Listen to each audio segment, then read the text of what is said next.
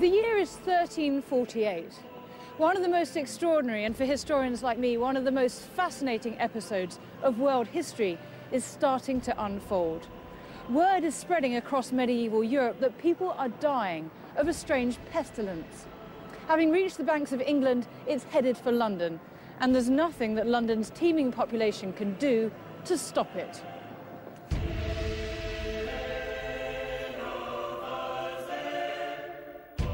Strange black lumps appear on the victims' necks and groins, called buboes. The reason it's called the bubonic plague. Within 10 days of developing the symptoms, over half of those infected die an agonizing death.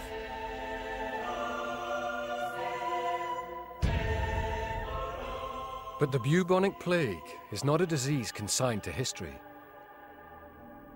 As John Tull discovers when he develops strange symptoms while on vacation in New York. We took a cab to the travel doctor's office.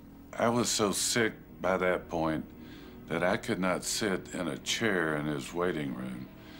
And I laid down on the floor. And he took one look and said, "You have the bubonic plague." With his condition rapidly deteriorating, John and his wife Lucinda are rushed into hospital. By this time, I was totally out of it. And they suggested that they put me in a medically induced coma. Lucinda and I talked about it a little bit. We thought it might be 1 or 2, 3 days. Well, it turned out to be 90 days. Within 2 days of his going into this coma, his extremities started turning black, his hands and his feet. Today, in the West, the chances of catching the so-called Black Death are slim. But in the 14th century, conditions are primed for the plague to spread like wildfire. The world population had dramatically expanded over the previous centuries. London had gone from a population of 15,000 in the 12th century to 80,000 in the 1300s, all hemmed in between the river and the old Roman walls. London was more densely populated than it had ever been. Perfect conditions for an epidemic to flourish. The squalor is extraordinary. With no sewage system, human and animal waste runs down the streets like a river.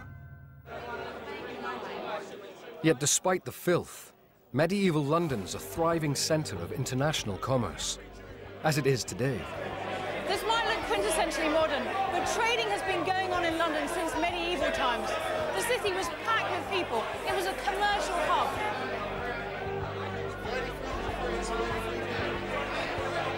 Driven by the demands for silks and spices, international trade flourished. London was overrun with exotic imports and people from around the world. And as well as goods and people, London was being filled with something it didn't want that had been brought to England's shores. The international trade opens the door to a new foreign visitor. Asian black rats, who thrive in London's dirty streets. And on the back of these rats are fleas we now know carry the plague bacteria, Yersinia pestis, in their stomachs.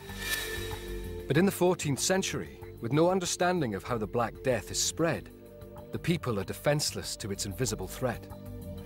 And so when the disease did arrive, it ripped through this densely packed population and did immense damage.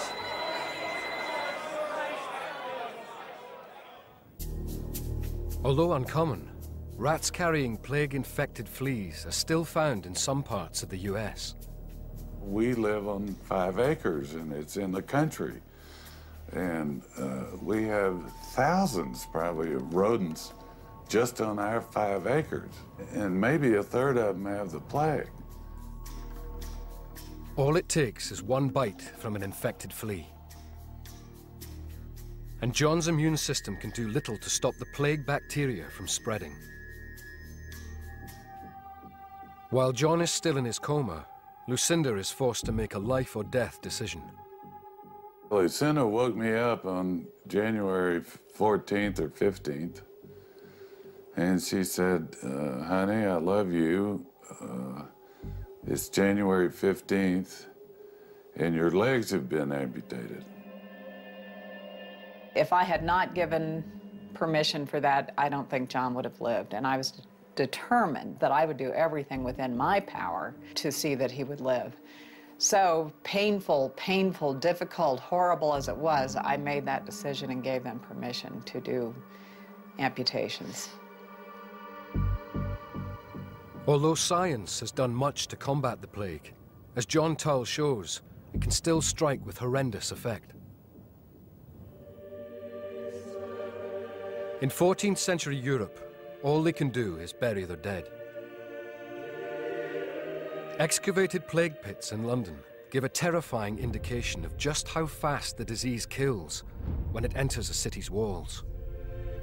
So Jelena, this is actually the skeleton of a 14th century plague victim.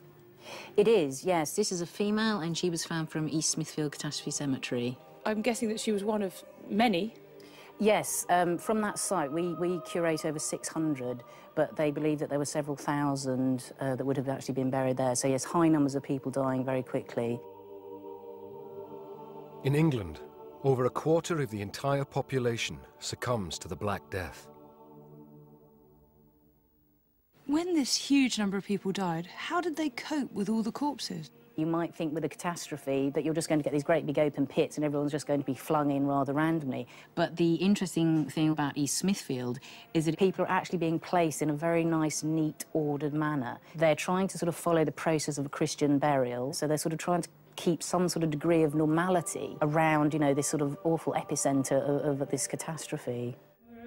By the time the Black Death finally retreats, it's killed 1 in 3 of Europe's population, equivalent to over 240 million today. The death toll, the cost, and the legacy of this disaster have no equal.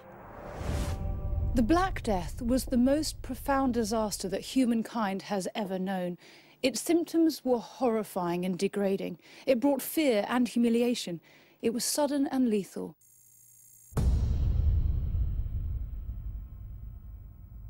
It was the ultimate pandemic and the worst natural disaster that humankind has ever experienced. It's little wonder that we remember it with horror 700 years later.